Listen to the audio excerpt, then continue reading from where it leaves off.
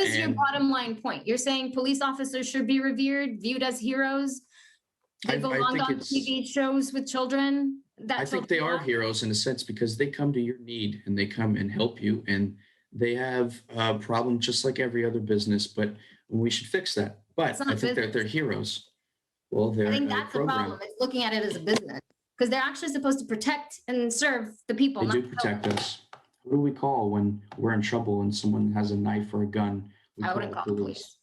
Why wouldn't you call the police? I don't trust them. My life's in more danger. Who would you call? In their presence.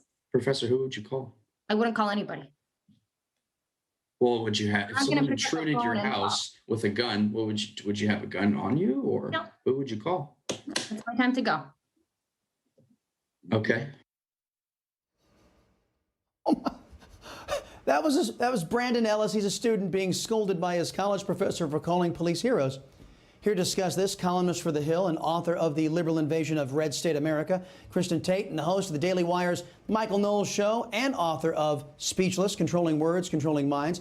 Michael Knowles, thank you both for being here. I want to hear from you both on this. Kristin, we'll start with you first.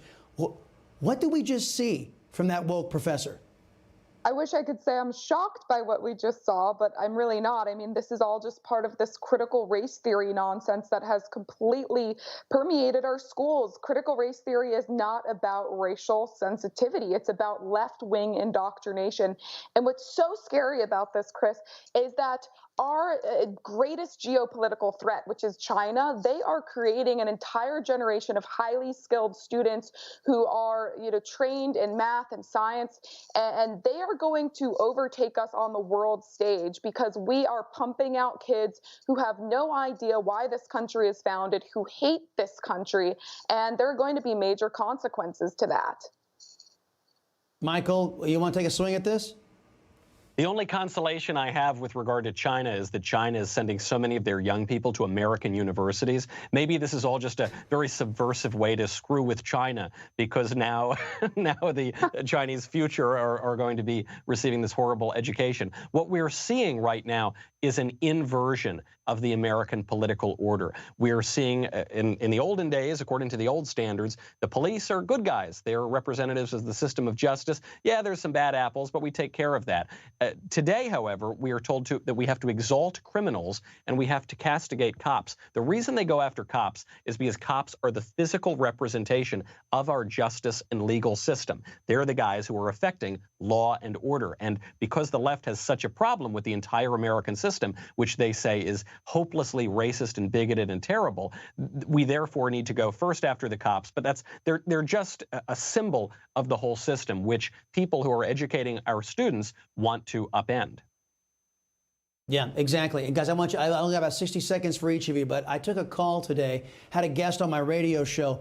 There's a dad in the Houston area said his 13-year-old daughter was asked to take a survey in the government-run schools to determine whether she was a Republican or a Democrat. My reaction was none of your damn business.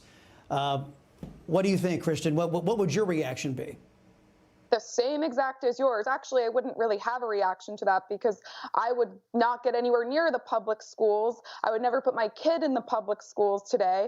They are failing, and maybe if our educators stopped focusing on indoctrination, they could, actually work on educating our kids. Our inner city schools in particular, the public schools in these inner cities are failing. Consider that over 140 schools in New York City have an exam state failure rate of at least 90%. These places are a joke.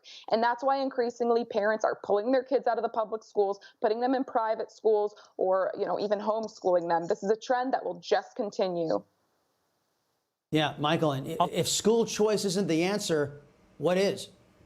Well, I'm going to take a more actually sympathetic view of what this teacher's doing. The fact is that all education indoctrinates. All education teaches toward something, toward a goal. We used to teach toward having good citizens who were taught about the good, the true, and the beautiful. Now we're taught to hate the country and to dismiss all of those traditional aspects of education. But I love school choice, I love homeschooling, but conservatives need to wield political power to go in exercise their influence in these curricula, kick out perverse theories like critical race theory, and actually teach good and true things. There is no argument for an academic freedom that teaches people to ignore what is true and to destroy the country. Yeah, or teaches hate, as critical race theory does. Kristin, Tate, Michael Knowles, thank you guys. Appreciate it. Hey, I'm Rob Finnerty. Thanks for watching. If you enjoyed this video, please join the conversation in the comments below. Don't forget to subscribe, too. Hit the bell icon to be alerted to breaking news. And remember, there's a whole lot more on Newsmax TV, America's fastest growing cable news network. Newsmax TV, we're real news for real people.